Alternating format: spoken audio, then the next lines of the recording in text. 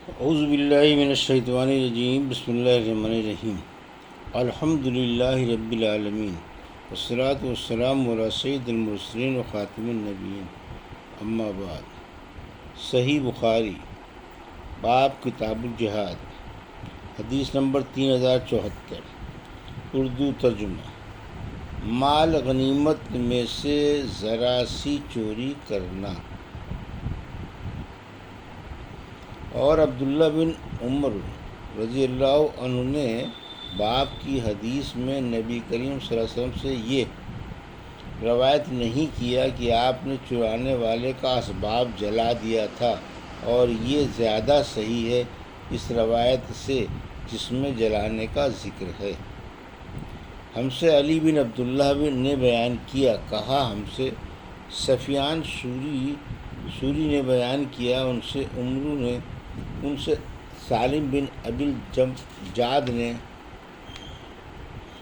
ان سے عبداللہ بن عمر رضی اللہ عنہ نے بیان کیا کہ نبی کریم صلی اللہ علیہ وسلم کے سامان و اسباب پر ایک صاحب مقرر تھے جن کا نام کرکرہ تھا، ان کا انتقال ہو گیا۔ آن صلی اللہ علیہ وسلم نے فرمایا کہ وہ تو جہنم میں گیا۔ صحابہ انہیں دیکھنے گئے تو ایک ابا جسے خیانت کر کے انہوں نے چھپا لیا تھا ان کے یہاں سے ملی۔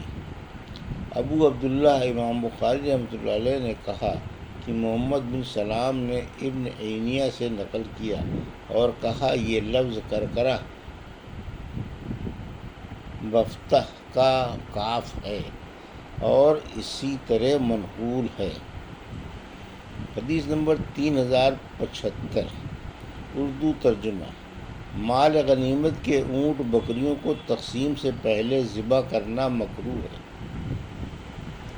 ہم سے موسیٰ بن اسماعیل نے بیان کیا، کہا ہم سے ابو عوانہ وضاح شکری نے بیان کیا، ان سے سعید بن مسروق نے، ان سے عبایہ بن رفاعہ نے، اور ان سے ان کے دادا رافع بن خدیج رضی اللہ عنہ نے بیان کیا کہ مقام ذوالحلیفہ میں ہم نے نبی کریم صلی اللہ علیہ وسلم کے ساتھ پڑاؤ کیا۔ لوگ بھوکے تھے، ادھر غنیمت میں ہمیں اونٹ اور بکریاں ملی تھیں۔ آن صلی اللہ علیہ وسلم لشکر کے پیچھے اس کے حصے میں تھے۔ لوگوں نے بھوک کے مارے جلدی کی ہانڈیاں چڑھا دیں۔ بعد میں نبی کریم صلی اللہ علیہ وسلم کے حکم سے ان ہانڈیوں کو اوندھا دیا گیا۔ پھر آپ نے غنیمت کی تقسیم شروع کی۔ 10 بکریوں کو 1 اونٹ کے برابر رکھا۔ اتفاق سے مال غنیمت کا 1 اونٹ بھاگ نکلا۔ لشکر میں گھوڑوں کی کمی تھی، لوگ اسے پکڑنے کے لیے دوڑے، لیکن اونٹ نے سب کو تھکا دیا۔ آخر ایک صحابی خود رافع نے اسے تیر مارا۔ اللہ تعالیٰ کے حکم سے اونٹ جہاں تھا وہیں رہ گیا۔ اس پر آن صلی اللہ علیہ وسلم نے فرمایا کہ ان پالتو جانوروں میں بھی جنگلی جانوروں کی طرح بعض دفعہ وحشت ہو جاتی ہے، اس لیے اگر ان میں سے کوئی قابو میں نہ آئے تو اس کے ساتھ ایسا ہی کرو۔ عبایہ کہتے ہیں کہ میرے دادا رافع رضی اللہ عنہ نے خدمت نبوی میں عرض کیا کہ ہمیں امید ہے یا یہ کہا کہ خوف ہے کہ کل کہیں ہماری دشمن سے مڈبھیڑ نہ ہو جائے۔ ادھر ہمارے پاس چھری نہیں ہے تو کیا ہم بانس کی کھپچیوں سے ذبح کر سکتے ہیں؟ آپ صلی اللہ علیہ وسلم نے فرمایا کہ جو چیز خون بہا دے اور ذبح کرتے وقت اس پر اللہ تعالیٰ کا نام بھی لیا گیا ہو تو اس کا گوشت کھانا حلال ہے، البتہ وہ چیز جس سے ذبح کیا گیا ہو دانت اور ناخن نہ ہونا چاہیے۔ تمہارے سامنے میں اس کی وجہ سے بھی بیان کرتا ہوں۔ دانت تو اس لیے نہیں کہ وہ ہڈی ہے، اور ناخن اس لیے نہیں کہ وہ حبشیوں کی چھری ہے۔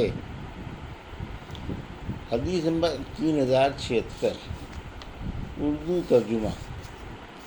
فتح کی خوشخبری دینا۔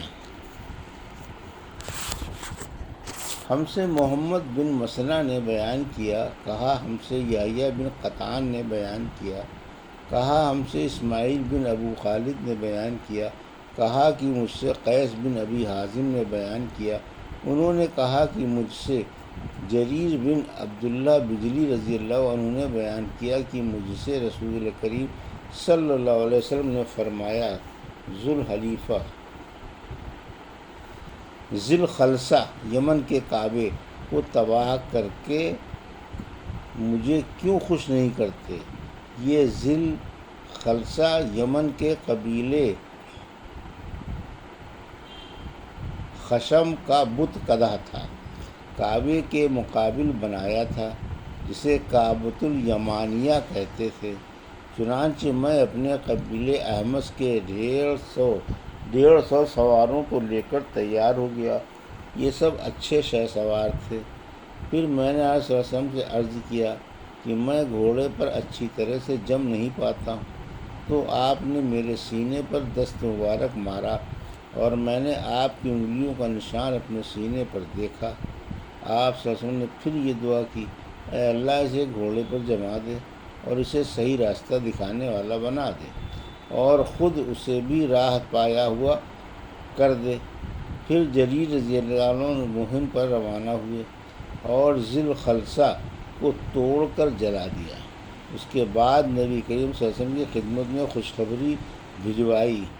جریر رضی اللہ عنہ کے قاصد حسین بن ربیعہ نے خدمت نبوی میں حاضر ہو کر عرض کیا، یا رسول اللہ، اس ذات پاک کی قسم جس نے آپ کو سچا پیغمبر بنا کر مبعوث فرمایا ہے، میں اس وقت تک آپ کی خدمت میں حاضر نہیں ہوا جب تک وہ بت قدح جل کر ایسا سیاہ نہیں ہو گیا جیسا خارش والا بیمار اونٹ سیاہ ہوا کرتا ہے۔ یہ سن کر آپ صلی اللہ علیہ وسلم نے قبیلہ احمس کے سواروں اور ان کے پیدل جوانوں کے لیے 5 مرتبہ برکت کی دعا فرمائی۔ مسند نے اس حدیث میں یوں کہا، ذی الخلصہ خشم قبیلے میں ایک گھر تھا۔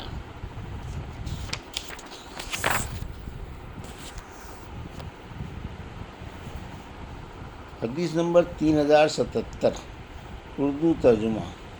فتح اسلام کی خوشخبری دینے والے کو انعام دینا۔ اور کعب بن مالک رضی اللہ عنہ نے جب انہیں توبہ کے قبول ہونے کی خوشخبری سنائی گئی تو خوشخبری سنانے والے کو 2 کپڑے انعام دیے تھے۔ فتح مکے کے بعد وہاں سے ہجرت کرنے کی ضرورت نہیں رہی۔ ہم سے آدم بن ابی ایاس نے بیان کیا، کہا ہم سے شیبان نے بیان کیا، ان سے منصور نے، ان سے مجاہد نے، ان سے طاؤس نے اور ان سے عبداللہ بن عباس رضی اللہ عنہ نے بیان کیا کہ نبی کریم صلی اللہ علیہ وسلم نے فتح مکے کے دن فرمایا، اب ہجرت مکہ سے مدینے کے لیے باقی نہیں رہی، البتہ حسن نیت اور جہاد باقی ہے، اس لیے جب تمہیں جہاد کے لیے بلایا جائے تو فوراً نکل جاؤ۔ حدیث نمبر 3078 اور 3079، اردو ترجمہ۔ ہم سے ابراہیم بن موسیٰ نے بیان کیا، انہوں نے کہا ہم کو یزید بن زریع نے خبر دی، انہیں خالد نے، انہیں ابو عثمان نہدی نے اور ان سے مجاشع بن مسعود رضی اللہ عنہ نے بیان کیا کہ مجاشع اپنے بھائی مجالد بن مسعود رضی اللہ عنہ کو لے کر خدمت نبوی صلی اللہ علیہ وسلم میں حاضر ہوئے اور عرض کیا کہ یہ مجالد ہیں، آپ سے ہجرت پر بیعت کرنا چاہتے ہیں، لیکن آپ صلی اللہ علیہ وسلم نے فرمایا کہ فتح مکے کے بعد اب ہجرت باقی نہیں رہی، ہاں میں اسلام پر ان سے بیعت لے لوں گا۔ حدیث نمبر 3080، اردو ترجمہ۔ ہم سے علی بن عبداللہ نے بیان کیا، کہا ہم سے سفیان نے بیان کیا کہ عمرو اور ابن جریج بیان کرتے تھے کہ ہم نے عطا سے سنا تھا، وہ بیان کرتے تھے کہ میں عبید بن عمیر کے ساتھ حضرت عائشہ رضی اللہ عنہا کی خدمت میں حاضر ہوا۔ اس وقت آپ شبیر پہاڑ کے قریب قیام فرما تھی۔ آپ نے ہم سے فرمایا کہ جب اللہ تعالیٰ نے اپنے نبی صلی اللہ علیہ وسلم کو مکے پر فتح دی تھی اس وقت سے ہجرت کا سلسلہ ختم ہو گیا تھا۔ یہ تھی صحیح بخاری باب کتاب الجہاد کی حدیث نمبر 3074 سے 3080 کا اردو ترجمہ جو ابھی آپ نے سماعت فرمایا۔ اللہ سے دعا ہے کہ اللہ ہمیں ان حدیثوں کی صحیح سمجھ عطا فرما اور ان پر عمل کرنے کی توفیق عطا فرما، آمین یا رب العالمین۔